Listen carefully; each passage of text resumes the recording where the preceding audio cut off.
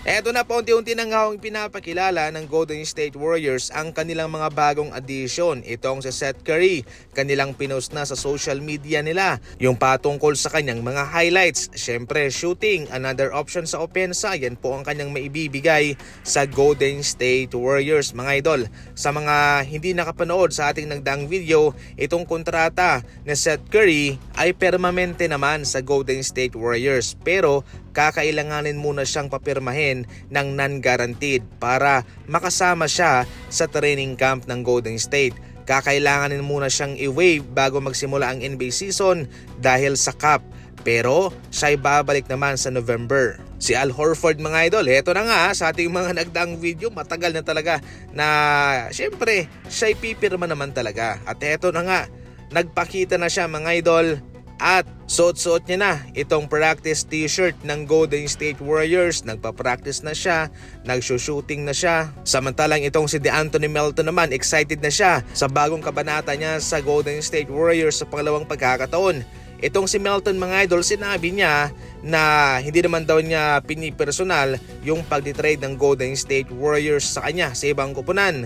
Business is business at the end of the day. Ayon pa kay DeAnthony Melton, maski siya man, ititrade niya rin daw ang kanyang sarili kung siya na-injured sa panahong iyon dahil kinailangan po ng Golden State Warriors ng isa pang player para sila ay matulungan. At syempre, considering na siya na-injured po, hindi niya matutulungan ng Golden State. Pero ngayon, na okay na siya, healthy na siya, handa na si Melton na tulungan ulit ang Golden State Warriors.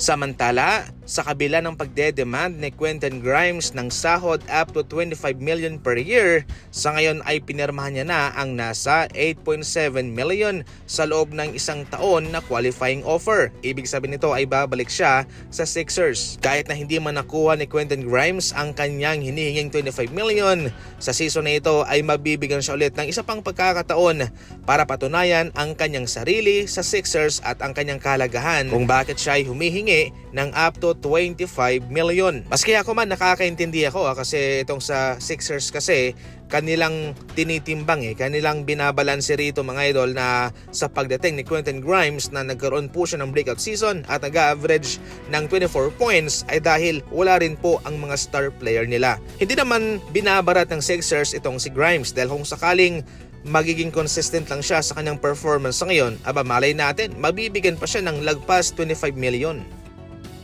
Samantala, sa pangalawang taon, mga idol, ay present pa rin po itong si Rajon Rondo sa Milwaukee Bucks at tumutulong siya sa training camp. Yung iba ay nagiging analyst pagkatapos ng kanilang career, pagkatapos nilang magretiro. Pero so far itong si Rajon Rondo, siya ay nagsisilbing guest coach para sa Milwaukee Bucks. Honestly, magiging matalino itong si Rajon Rondo kung ilalagay mo siya bilang analyst.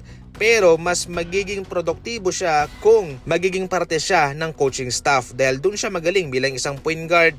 Yan ang kanyang expertise. Kaya sa ngayon, maski ako man ay nasisihan na somehow ay naipagpapatuloy po ni Rajon Rondo kung ano ang kanyang passion, dedikasyon sa basketball.